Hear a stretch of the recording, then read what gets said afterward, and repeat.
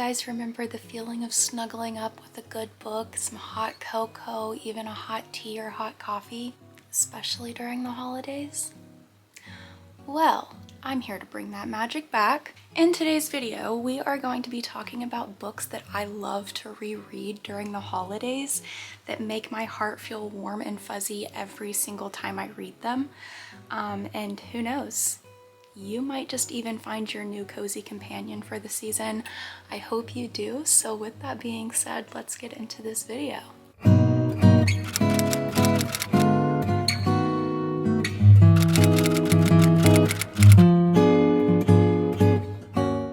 I know I've talked a few times on this channel about rereading and just the joy of rereading books. I feel like rereading holiday books that you just love brings back a sense of nostalgia and serotonin in a way that you can't describe that. It just happens. It's such a crazy thing that our brains are able to do, is picking up a book that we have read in the past holidays and being able to remember how we felt in that moment. It's just crazy to me, the brain. It really is. But we are going to be talking about the unique joy of just rereading holiday books. And I hope you find out why I like to reread holiday books every year, and hopefully you pick up a book that you loved and you're gonna reread it this year. That is the intention of this video, is that I hope you guys find out why rereading during the holidays is so much fun and so fluffy and so cozy. So let's talk about familiarity. Just the feelings of familiarity, the magic of rereading books. And if you see me looking down, I have like an entire page of notes here that I don't want to skip over anything that's important. And all of these are important, so I don't want to skip over anything. So they are pulled up right here. But I like to reread books because of the magic that you get whenever you reread books. And what I mean by that is the joy of knowing what's about to happen. It really does kind of just feel like you are greeting and meeting up with an old friend, a friend that you haven't seen in a really long time. And I love that about rereading. You guys know that me and my sister-in-laws have been rereading the ACOTAR series, and it really is like going and meeting back up with old friends.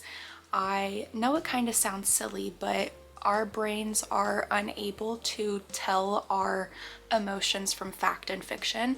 So whenever you're crying over a character dying in your book, your heart actually is grieving that character. So I love rereading books because you are just meeting up with old friends. And I just really do love that. And getting back into me talking about nostalgia and how rereading books during this time of the year can bring back the feeling of nostalgia and just serotonin in general. And books have a crazy way of connecting us to the past holidays. And I can tell you that for a fact because I always, we'll get into this, but I'm just gonna tell you really quick, I always reread 3 particular books during this time of the year. 3.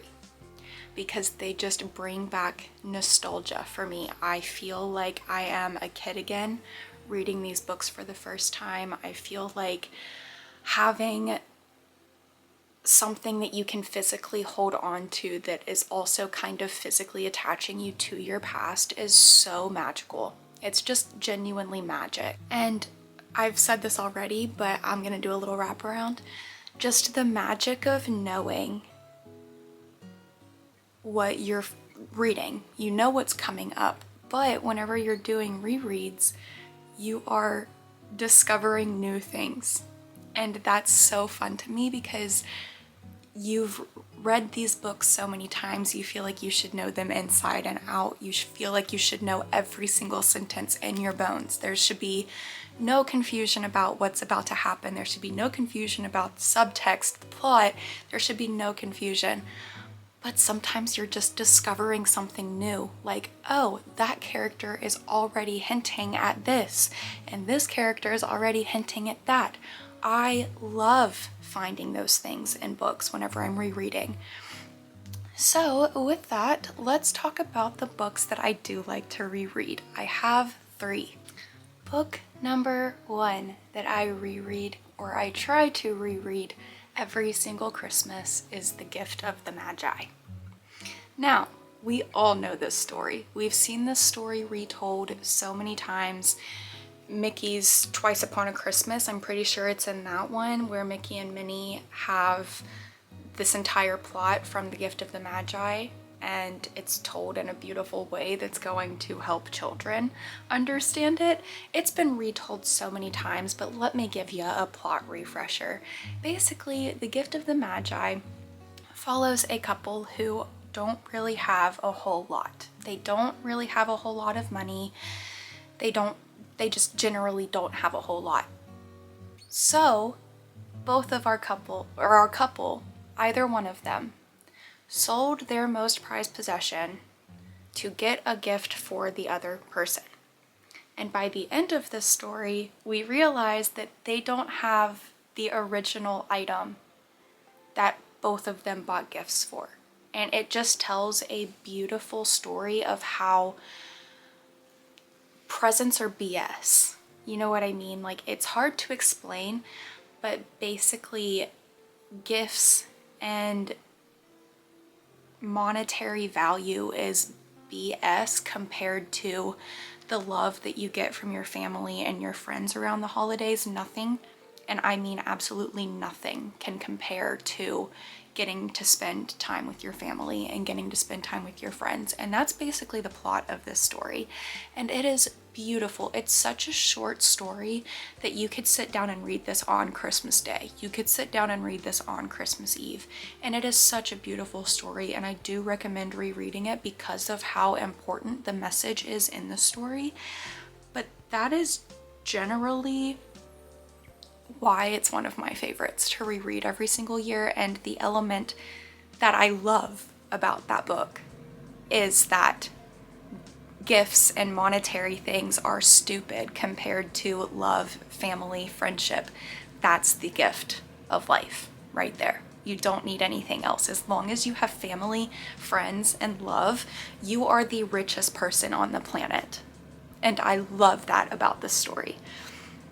Getting into book number 2, you guys are not going to be shocked to hear this, but I like to reread the Harry Potter series every single year. It's one of my favorite things to do. Hold on, I need more coffee. Reading the Harry Potter books, though, are one of my favorite holiday traditions, basically. Every single year we know we turn on the TV, Harry Potter movies are playing. I started reading Harry Potter whenever I was very young, okay?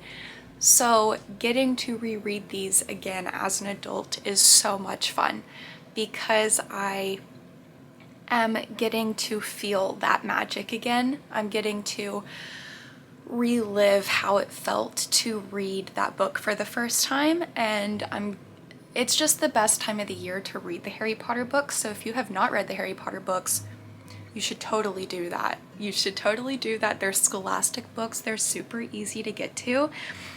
But the books in general, this series has such a specific feeling of holiday magic. I don't know how to explain it. It must just be because of the rewatches that I do every year and of the rereads that I do every year. You get to see Christmas at Hogwarts in some of these stories. So I genuinely just love to reread these during the holidays and rewatch them during the holidays because they do just feel so magical. And something that I've already said this, but every single year whenever I'm home with my parents and my brother and I'm getting to see my family that I don't really get to see very often, we all sit down together and we watch the Harry Potter movies. And I was the reason that my brother got into Harry Potter.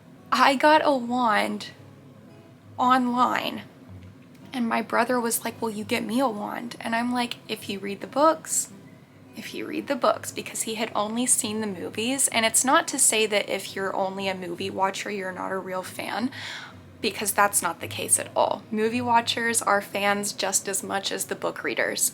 But I wanted my brother to experience the love that I had for Harry Potter. I wanted to experience it through him for the first time. So that's kind of just like another reason that I just love these books around the holidays, is because my brother started reading these books around the holidays whenever he was a kid. So it just like brings back so much serotonin and so many good memories that how could it be bad? How could it be bad? And book number 3 is A Christmas Carol by Charles Dickens. Yep, you heard me. But I love the underlying message in this story, where sometimes all it takes is looking at something through someone else's eyes. Sometimes that's literally all it takes, is being who you are. It's hard to, how do I want to put this? It's hard to see what someone else is going through whenever you're not living that at the same time.